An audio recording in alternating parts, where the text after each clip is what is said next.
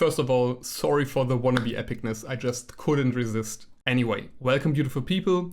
We went on vacation to Allgäu in Bavaria and we like to hike. Not so much because of the athletic aspect, but we love to discover cultural gems, pretty landscapes and nature in general, of course. Now, this is a part of my life I haven't applied my historically inspired styles to, at least not consistently, yet. Let's have a look at history and then I'll show you my status quo from our latest trip and share some general thoughts on the topic. We stayed at Alpsee near the castles Neuschwanstein and Hohenschwangau.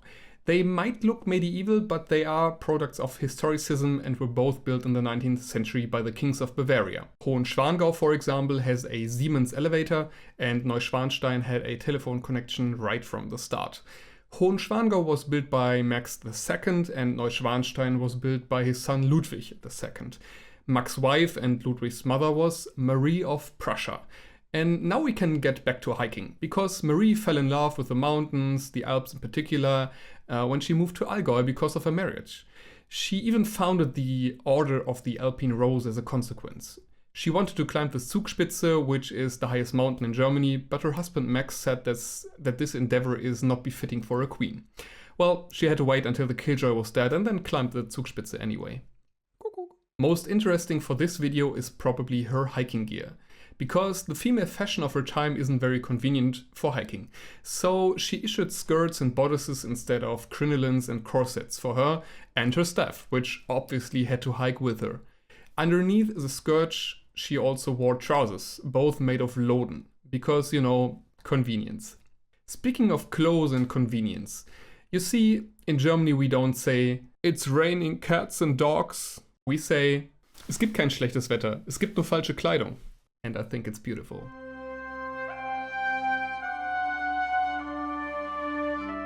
So let's talk about the stuff I currently wear on our little hiking tours.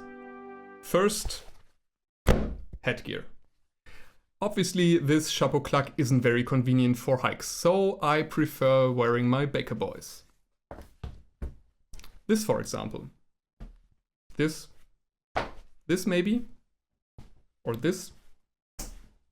Maybe this, sometimes even this, and I guess flat caps are fine too. If you want to sew your own Baker Boy cap, maybe I can interest you in a copy of our vintage menswear sewing book. There is a hard copy in German and an English ebook, which you can buy at vintagebursche.de. It includes tutorials and patterns for shirt, detachable collars, fishtail trousers, knickerbockers, high-waist trousers with and without pleats, single and double-breasted waistcoats with and without a lapel, flat cap, newsboy cap, spats, and a dressing gown.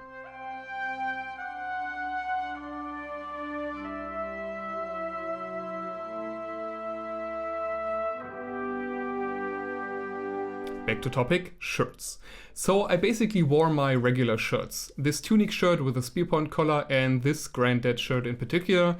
If it's warm and you tend to sweat a lot like me, maybe linen is better. And if in doubt, just bring a spare shirt. When it comes to jackets, I have two options. If it's just a bit cold, I go for this shooting jacket. It's a British 1940s reproduction. It's soft and has a lot of pockets, very convenient. Second option, and this is an ugly one, a polyester raincoat. Now, hear me out. Nothing beats natural fibers, except heavy rain. All the wool bags in the world won't keep you dry in a long and heavy rain. And you really don't want to get soaked and catch a cold. Also, this one at least has some traditional spin to it. It's double-breasted and has kind of a lapel. For legwear, I usually resort to my everyday trousers, which are long with a high waistline and made from corduroy. They are super comfortable and durable. Even better in terms of movement and comfort are my beloved knickerbockers. I combined them with a pair of military socks that have a plush insole. A plush insole! So comfy. The knickerbockers here are made of Harris Street, also according to our sewing book.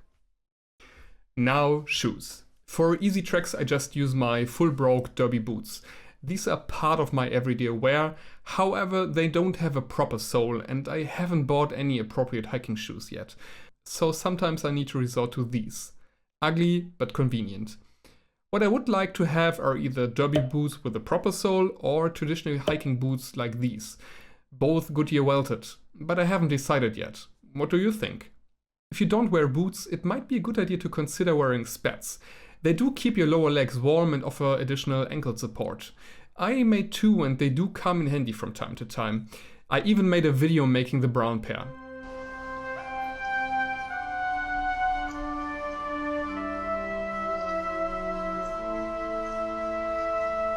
Last, but certainly not least, bags and backpacks.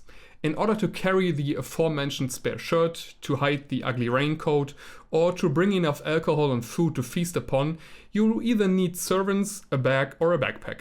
If I just want to carry my camera, I use a little bag I made a while ago from an old fused suit. It didn't fit me, but I liked the fabric, it was cheap, and I didn't have to sew the flap pocket myself, so I just salvaged it. For longer treks, I use my backpack. It's a modern one, but it looks good enough for me and it's very convenient. I especially prefer the padded shoulder straps over any pure leather straps on a vintage backpacks. Sorry. That's it. Thanks for watching. Sorry that I'm so slow with putting out new videos. I'm trying to balance my actual job, my family and this year, so in the end I have an acceptable stress level. You can support my projects by buying me a coffee, link in the video description. Hit the subscribe button if you haven't already. See you soon. Bye.